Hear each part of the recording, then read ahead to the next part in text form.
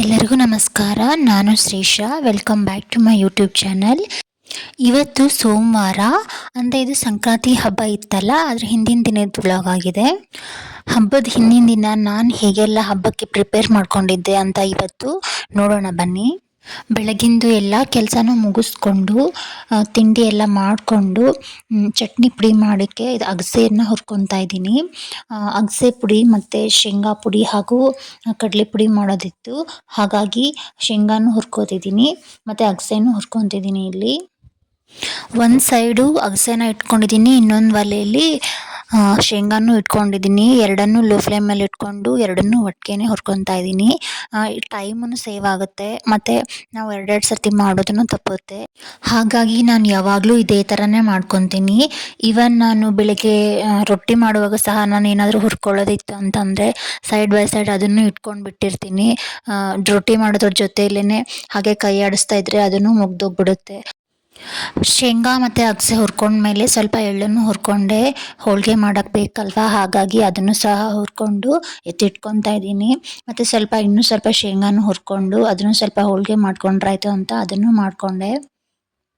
ಅದಾದ ನಂತರ ಸ್ವಲ್ಪ ಗಿಡ ಹಾಕೋದಿತ್ತು, ಹಾಗಾಗಿ ಅದನ್ನೆಲ್ಲ ಮುಗಿಸ್ಕೊಂಡು ಇದನ್ನು ಸ್ವಲ್ಪ ಮಾಡ್ಕೊಂಡ್ರಾಯ್ತು ಅಂತ ಗಿಡ ಹಾಕ್ಕೊಳ್ತಾ ಇದ್ದೀನಿ. ಇದನ್ನು ನಾನು ಪಾಟ್ಸ್ನ ಮೀಶೋದಲ್ಲಿ ತರಿಸ್ಕೊಂಡಿದ್ದೀನಿ. 5 ಬಂದಿದೆ, 250ಗೆ 5 ಕಲರ್ಸ್ ಕೂಡ ಇದೆ ಪಾಟ್ಸಲ್ಲಿ. ನಾನು ಫುಲ್ ವೈಟೇ ತರಿಸ್ಕೊಂಡಿದ್ದೀನಿ. ನನಗಂತೂ ಇಷ್ಟ ಆಯಿತು, ತುಂಬ ರೀಸನೇಬಲ್ ಅಂತ ಅನ್ನಿಸ್ತು ನನಗೆ. ಬೇರೆ ಕಂಪೇರ್ ಮಾಡಿದರೆ ನನಗೆ ಯಾವಾಗಲೂ ಮೀಶೋನೇ ಬೆಸ್ಟ್ ಅನಿಸುತ್ತೆ. ಯಾಕಂತಂದರೆ ಸ್ವಲ್ಪ ಪ್ರೈಸ್ ಸಹ ರೀಸನೇಬಲ್ ಇರುತ್ತೆ, ಹಾಗೆ ಪ್ರಾಡಕ್ಟ್ಸ್ ಕೂಡ ಚೆನ್ನಾಗೇ ಇರುತ್ತೆ. ನನಗಂತೂ ಯಾವತ್ತೂ ಚೆನ್ನಾಗೇ ಬಂದಿದೆ. ಕೆಲವೊಬ್ರದ್ದು ನೋಡಿದ್ದೀನಿ, ಅಂದರೆ ಮಿಸ್ಪ್ಲೇಸ್ ಮಾಡಿ ಕಳಿಸಿರ್ತಾರೆ, ಬಟ್ ನನಗೆ ಯಾವತ್ತೂ ಆ ಎಕ್ಸ್ಪೀರಿಯನ್ಸ್ ಆಗಿಲ್ಲ. ನನಗೆ ಯಾವಾಗಲೂ ಕರೆಕ್ಟಾಗೇ ಬಂದಿದೆ ಪ್ರಾಡಕ್ಟ್ಸ್ ಎಲ್ಲ. ಮತ್ತು ಡೆಲಿವರಿ ಸಹ ಬೇಗನೆ ಮಾಡಿರ್ತಾರೆ. 1 ವೀಕ್ ಅಂತಂದ್ರೂ ನಾವು ಮಾಡಿದ 1-2-3 ಡೇಸಲ್ಲೇ ಬಂದಿರುತ್ತೆ. ಹಾಗಾಗಿ ನನಗೆ ಯಾವಾಗಲೂ ಮೀಶೋನೇ ಬೆಸ್ಟ್ ಅನಿಸುತ್ತೆ.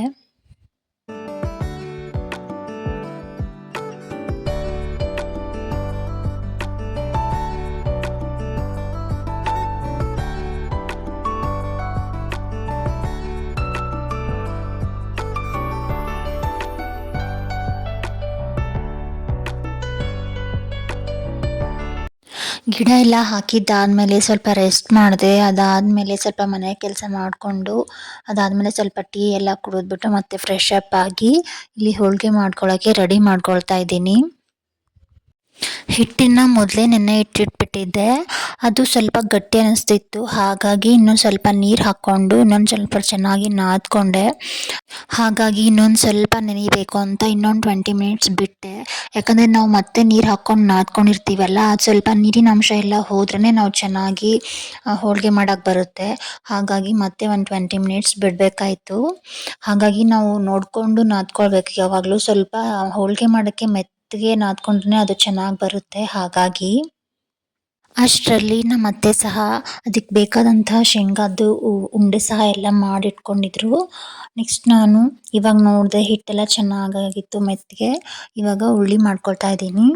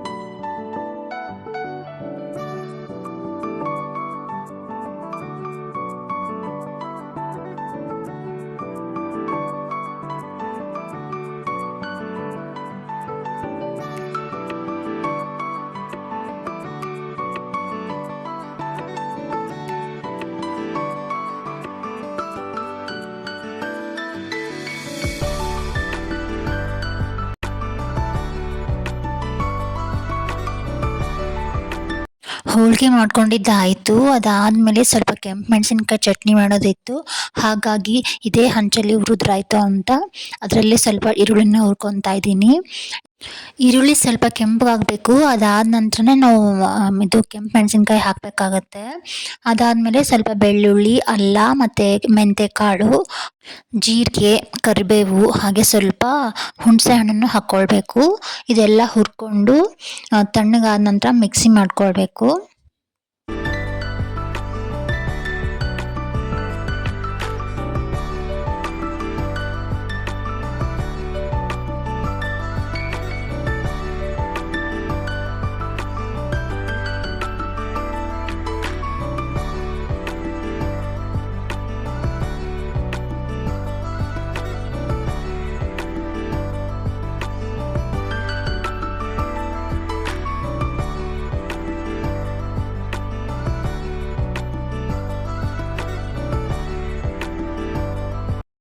ಅದು ತಣ್ಣಗಾಗೋಷ್ಟರಲ್ಲಿ ಎಳ್ಳು ಬೆಲ್ಲ ಮಿಕ್ಸ್ಚರ್ಗೆ ಸ್ವಲ್ಪ ಕೊಬ್ಬರಿನ ಕಟ್ ಮಾಡ್ಕೊಳ್ಳೋದಿತ್ತು. ಹಾಗಾಗಿ ಇದನ್ನು ಮಾಡ್ಕೊಂಡ್ರಾಯ್ತು ಅಂತ ಮಾಡ್ಕೊಳ್ತಿದ್ದೀನಿ.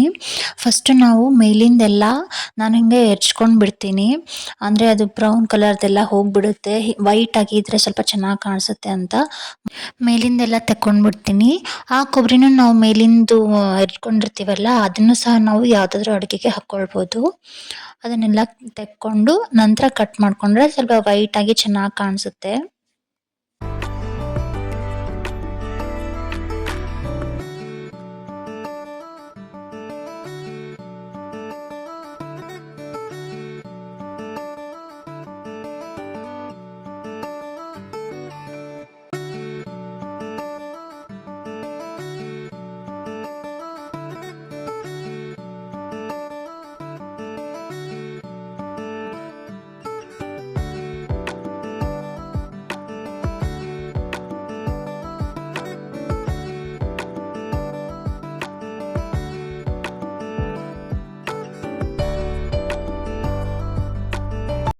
ಕೊಬ್ಬರಿ ಎಲ್ಲ ಹೆಚ್ಕೊಂಡಿದ್ದಾಯಿತು.